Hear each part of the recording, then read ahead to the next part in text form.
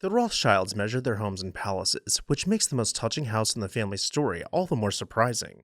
It was not a chateau or a castle, but a whitewashed brick residence on a quiet Long Island road.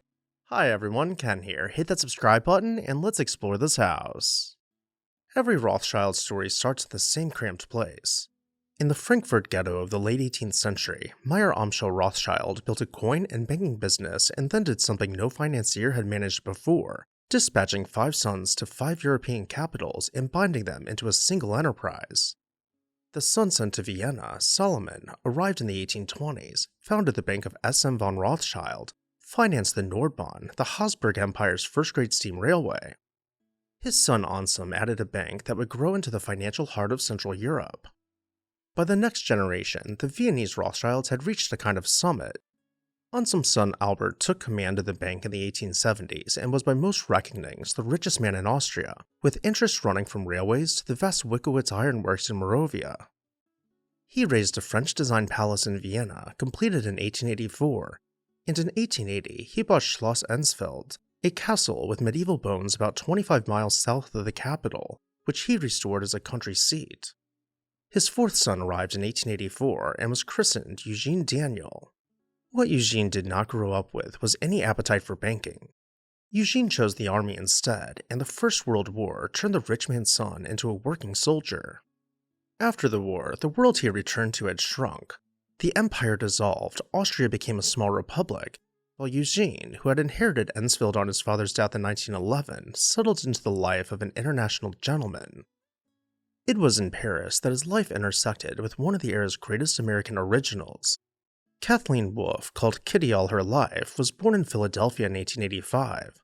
She studied music in Munich, and at 19 she eloped in Manhattan with Dandridge Spotswood, a mining engineer of Old Virginia stock.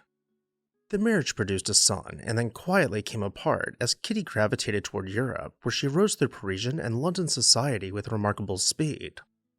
In 1911, she married Count Erwin von Schönborn-Buchheim at a fashionable Paris church, converting from her Protestant upbringing to Catholicism to do it, and she spent the following years moving through the upper reaches of the Austrian aristocracy. That marriage ended in divorce in 1924, and in April 1925 she married Eugene. Newspapers reported that she embraced Judaism upon her third wedding. German troops entered Austria in March of 1938. The bank was seized, and Ensfeld was confiscated. Then came the fall of France. In June 1940, with German columns sweeping toward Bordeaux, Eugene and Kitty joined the desperate crowd seeking a way out, and they found it through the Portuguese consul general who defied his own government's orders and issued visas to thousands of refugees at the cost of his own career.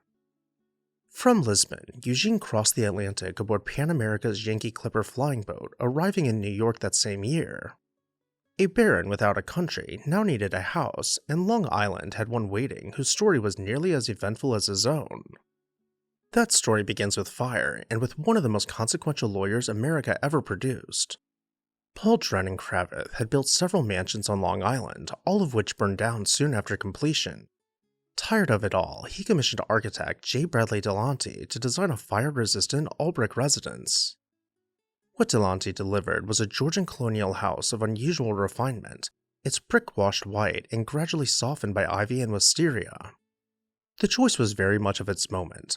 By the late 1920s, the Gold Coast taste had drifted away from the imported chateau and baronial piles of the pre-war years toward a quieter American classicism, and Stillhouse made its argument entirely through proportion rather than tonnage. The Georgian idiom Delaunty worked in prized balance over display, with ordered facades, exact classical detail, and ornament reserved for where it counted.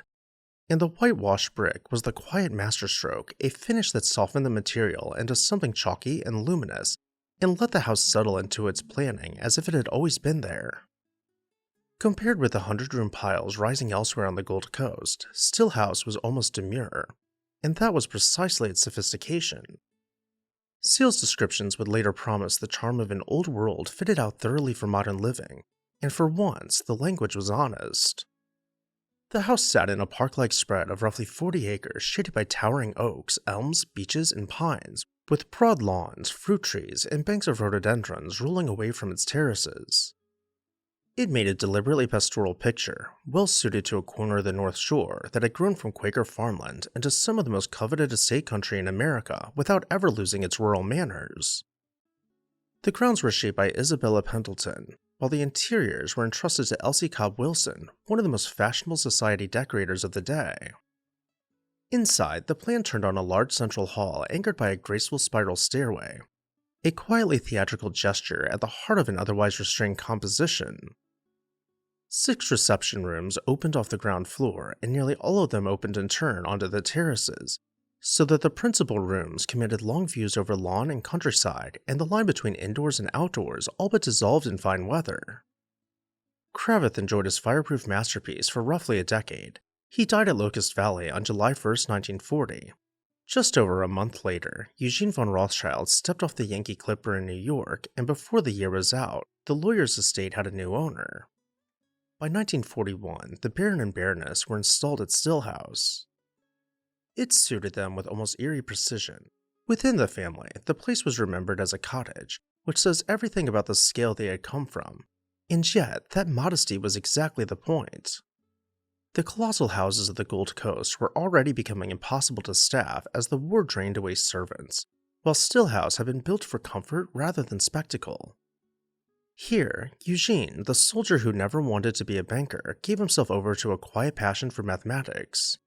Kitty threw herself into wartime causes, at one point providing shoes for an entire French regiment. Kitty's American refuge held her for 6 years. She passed away in 1946 of a cerebral hemorrhage at Stillhouse, and her grave was set at the end of the garden where the grieving Baron was said to walk every day. Life returned to him slowly. He met the British actress Jean Stewart, and the two married in December 1952, later settling in Monte Carlo. When Eugene's life turned back toward Europe in the 1950s, Stillhouse passed to new hands, among them Seton Porter, the head of National Distillers, whose ownership gave the old name an accidental new accuracy. Later owners carried the property into the 1990s, and in recent years it has been thoughtfully renovated.